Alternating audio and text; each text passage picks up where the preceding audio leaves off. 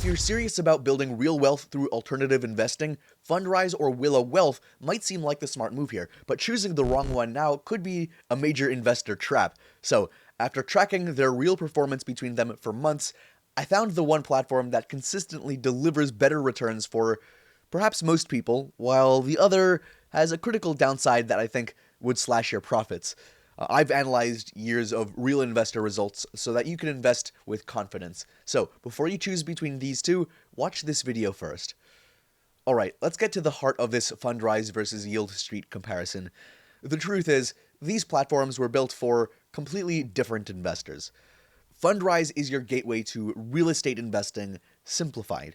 It was built from the ground up to make private real estate accessible to everyone. I'm talking of like this minimum investment as low as $10, no accreditation needed, and its core mission is to take the complexity out of property investing and to give you a diversified portfolio of residential, industrial, and commercial assets through easy to understand e-REITs and funds. It's for the long-term investor who wants to set it, forget it, and build wealth steadily over time. But don't just take my word for it. When I dug into what other real and profitable investors are saying, the feedback confirms this hands-on experience. One investor on a popular forum said that Fundrise offered a simple investment platform with unique investment opportunities and better performance than traditional equities. What really stood out to him was how well it gave him a chance to invest directly in Fundrise's own success through their own IPO as well. So that's a level of alignment you don't see often, like the ability to invest in the e-REITs and the funds, and also at the IPO level of the company itself. On the other hand, Willow Wealth, which you might know by its old name, Yieldstreet, is a different beast altogether. It's built for the investor who's perhaps already established and is chasing broader, higher yield alternative assets. We're talking private credit, art, legal finance, and private equity funds. It casts a much wider net beyond just real estate. The user sentiment here is different too. One user in Willow Wealth reviews summed up Willow Wealth as really a great home for diversifying into alternative investments, and that's exactly its strength. Now, let's look at what you actually are paying for when you sign up to these investment platforms, because the features themselves aren't just a list of checkboxes. They define how you build wealth and what you're using to diversify. So I tested all of the major tools, and the split between these two became pretty clear. So let's start with Fundrise, right? So if you believe in passive, long-term investing in real assets that you can have money in, set it and forget it, just have your equity in all the real estate and basically leave that for years, then this platform basically feels built for you. The standout feature here is the sheer simplicity of getting started.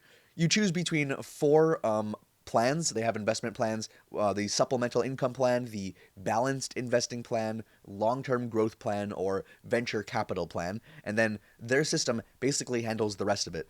There's this feature I use constantly, the auto invest tool as well. So you can set it to invest as little as $10 weekly, like if you want to put more money in weekly, bi-weekly, or monthly. It was automatically able to allocate according to the plan that I set for it. And yeah, for anyone who wants, this is how you build a real estate portfolio without ever looking at a property listing, because it just automatically sends your money into a diversified portfolio of real properties. But how do you actually earn money over time, right? Well, Fundrise breaks it down pretty simply. So through dividends, which is the quarterly cash payment from rental income and profits and that you get through the rent, basically. So this is one way that you get money. And then the other way is through appreciation, which is the increase of the value of your shares through the measured increase of the value of the properties themselves. So you invest and it diversifies the purchase through multiple properties, and then it says what the value of those properties are, and then as those values increase in value, it coordinates that, and it says how much your investment goes up in value as well. So they also send you some clear tax documents like the 1099 DIV, which makes filing really straightforward. And one of the most unique features that I haven't seen anywhere else is the Fundrise IPO as well.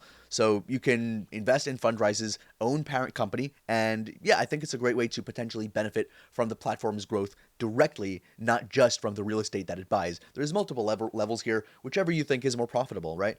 But this creates a powerful alignment between you and the company, so you have the same interests and the same motivations. For retirement savers, they offer both Roth and traditional IRAs directly on the platform. You can roll over old 401ks and build a tax-advantaged real estate portfolio really seamlessly with their platform. And for control freaks like me, there's also Fundrise Pro. So this level of the membership lets you break away from the standard plans, and it lets you build a custom investment plan instead of just choosing between four. You can pick specific funds and set your own allocation targets. And you can choose between dynamic or flat allocation for future investments as well.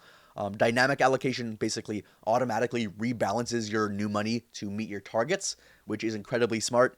And obviously the flat allocation just flatly gives a certain amount of money to them. And the user experience I saw matches the experience I had with the tools. There's this investor review that I came across during my research and testing where he said that the site is easy to use, yeah, with plenty of options to diversify your portfolio. Yeah, I mean, it was enough for like a very simple but contained range. So he highlighted its trustworthiness, which is critical when your money is involved. I think, yeah, I agree with that. So I also spent some time on forums like Reddit, for example, where the Willow Wealth and Fundrise conversation here, I think, pops up pretty often. A lot of people debating between different platforms.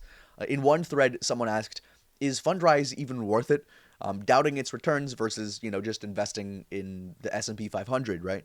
A long-term user who started investing super early in his life replied with a perspective that I think I agree with. He said that he uses Fundrise for diversification, noting that private real estate and the VC funds are a way to help counterbalance a stock-heavy portfolio.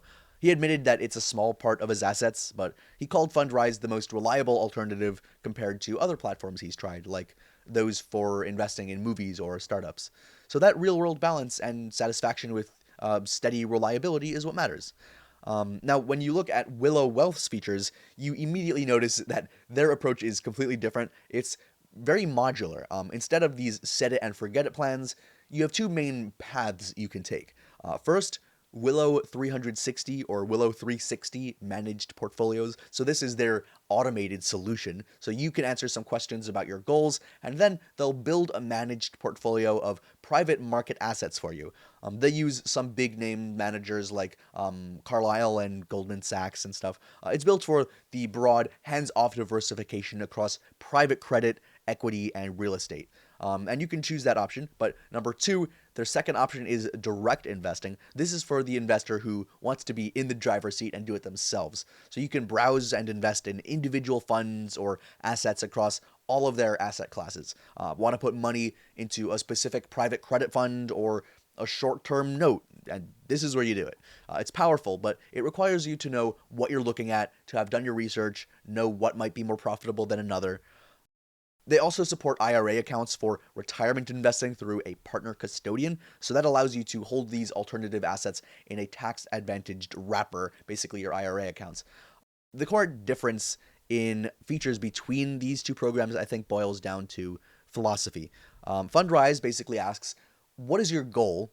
And then it builds a streamlined path to get you there in real estate and just tells you where to put your money and makes it really simple. Willow Wealth asks, what do you want to buy? Or what do you want to do next? And it just gives you all the options. And it gives you the whole catalog of everything you can buy or all the tools you can use. So for most people building wealth from the ground up, perhaps the guided, automated path is not just easier, but more effective in the long run. But of course, neither of these platforms is perfect. To make the best choice in the Fundrise versus Willow Wealth decision, you need to know the downsides. I've used both of them, and I've seen the feedback as well, so let's talk trade-offs. For Fundrise, one piece of feedback I saw was that investment options aren't easy to understand. So I can see how someone might feel that way at first glance. Like, things can be kind of oversimplified if you haven't kind of touched in and done the deep dive into what each is made of. Here's my take, though. Fundrise's whole design is basically to abstract that complexity as part of the user interface. And depending on how much you want to understand the intricacies of that, you don't need to. You can if you want, but mostly it's for people who want to like choose a plan that they offer, trust it, and go with the diversification of it. They do also have mountains of educational content to bridge that gap between understanding what goes into the funds themselves and perhaps not knowing much about it. It's a small learning curve that you could take for a massively simplified investing process. Now, for Willow Wealth, the concerns can be a bit more substantial. I came across a very concerning review from an investor who put $5,000 into a real estate fund in 2023. The fund was then discontinued, and he was pretty frustrated with the outcome. I assume he got his money back, but it was discontinued and I guess didn't see profit. So I think this highlights the inherent risk of direct alternative investing. Unlike Fundrise's heavily diversified pooled funds, individual projects or niche funds on Willow Wealth can fail. So that's the trade-off for targeting higher yields and specific assets, kind of like, purchasing stocks instead of ETFs or a more diversified asset. So it's crucial to understand that with Willow Wealth, especially in direct investing, you are taking on more single asset risk. Though their managed Willow 360 or 360 portfolios program does aim to mitigate this issue through diversification, Fundrise is probably more simple for most people. But Willow definitely has a lot of great options there. I've used both of them. They both did really well. When it comes to cost and the value between them, both Fundrise and Willow Wealth have fees that I think reflect their value propositions each relatively well, based on the amount of detail you get with each, but they structure them differently too. So Fundrise is famously pretty transparent with its pricing and how it works. They have an annual advisory fee that is a percentage of the assets, a very small percentage, obviously, and their funds have internal management fees that you can calculate and that they show you the calculation of.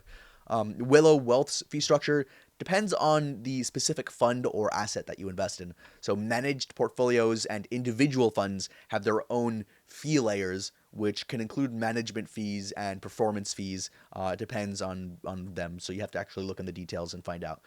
If you want to find out more details, make sure to click those links in the description below for any of the information about the latest pricing or fee schedules for both Yieldstreet and Fundrise. I'll try to keep that link updated too.